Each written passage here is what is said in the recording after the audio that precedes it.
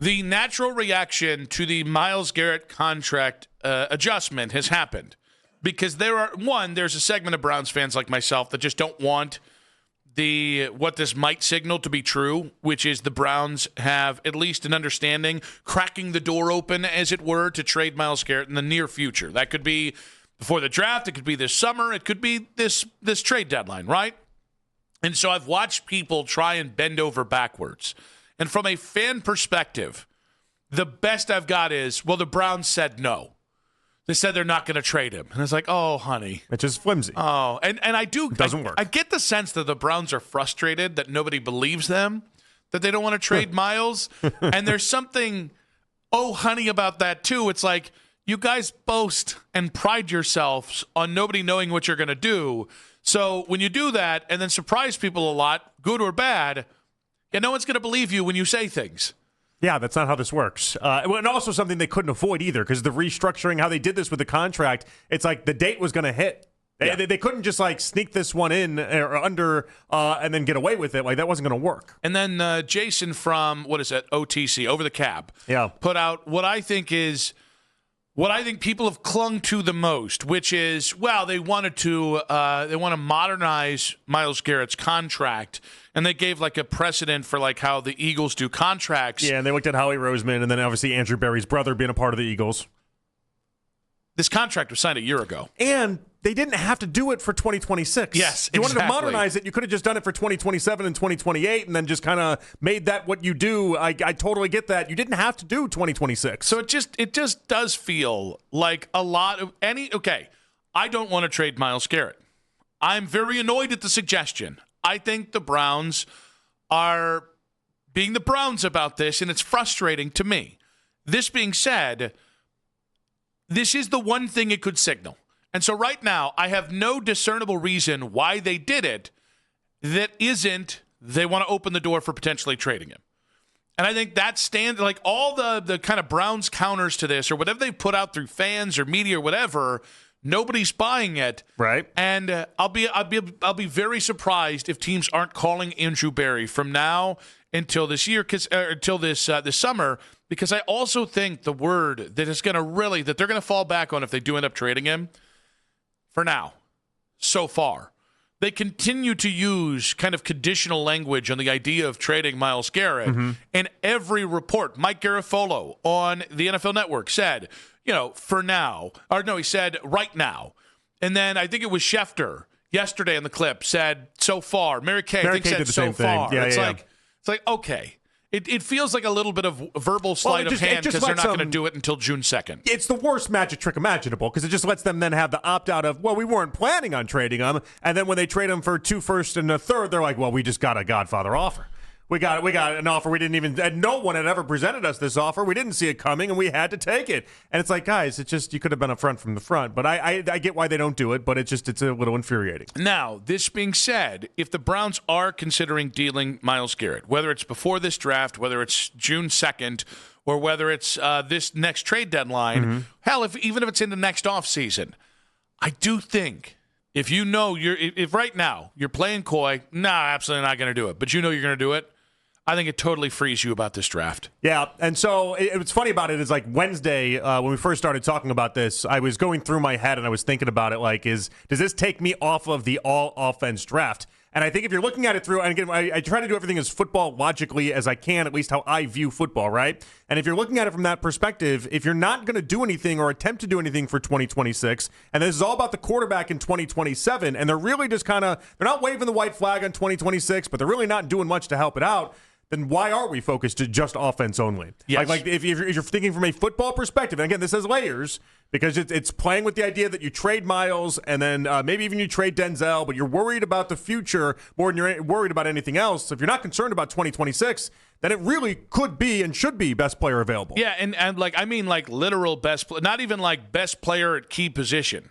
I mean best player available. If Caleb Downs is your highest graded player at 6, if you're going to trade Myles, once you trade Myles and Denzel, the thing you're going to have to build back is elite talent. It's the one thing that, at least on the defensive side of the ball, Andrew really hasn't had to worry about because he's always had those two stalwarts. Yeah, but I think this is why no one killed him last year with Mason Graham, because it was like, all right, tell us what you're trying to do, and then we can respond accordingly. Yeah. And then, but if they're not taking 2026 seriously, then I'm not going to take it seriously for them. Take best player available and build this thing out for the future. And I honestly think, I think there's something freeing about that.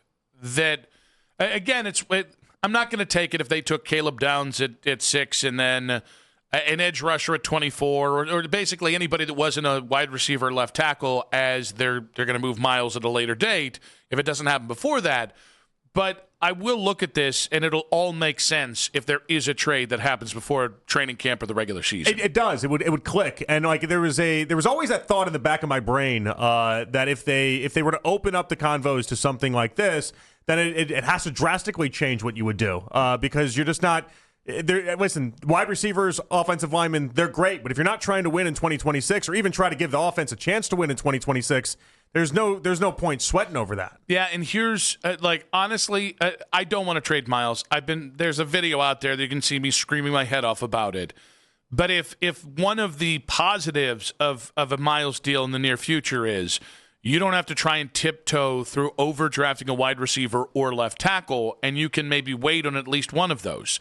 Because what I would do is I'm probably not taking any of these left tackles this year, and I'm probably just giving Dewan next year and maybe bringing in another veteran to kind of back him up. Well, it would be another one of those hey, it's not too dissimilar to what you have with Shedeur, where you're like, all right, if he can do it, then great. Yep. And if he can't, then okay, now we know we need to get a left tackle, but it's worth a shot. It's worth a try to see what he has. And I'm not forcing it. Well, I think this is a really nice wide receiver draft. I think Jordan Tyson and depending on how you feel about slot players, I think Mekhi Lemon, those might be the two guys who I think can be number ones.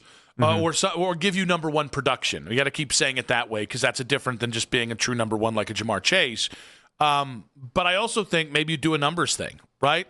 Hey, instead of taking one at 6 and 24, we'll take maybe Chris Bell at 39, and we'll take another wide receiver at 70 or with that fourth round pick. Just seeing if you can get maybe a surprise player, somebody who has good value and just turns into something. To what you're describing, they're still going to do something offensively. They're still going to I would think the focus would be if you're going for 2027 and the quarterback out of that draft, you're still going to try to have as much as you can lined up until then. There's just not the same urgency to make sure that you have the offensive lineman and the wide receiver and every single part of the offense figured out and squared away. It just doesn't exist at the same rate. It just takes pressure off the situation.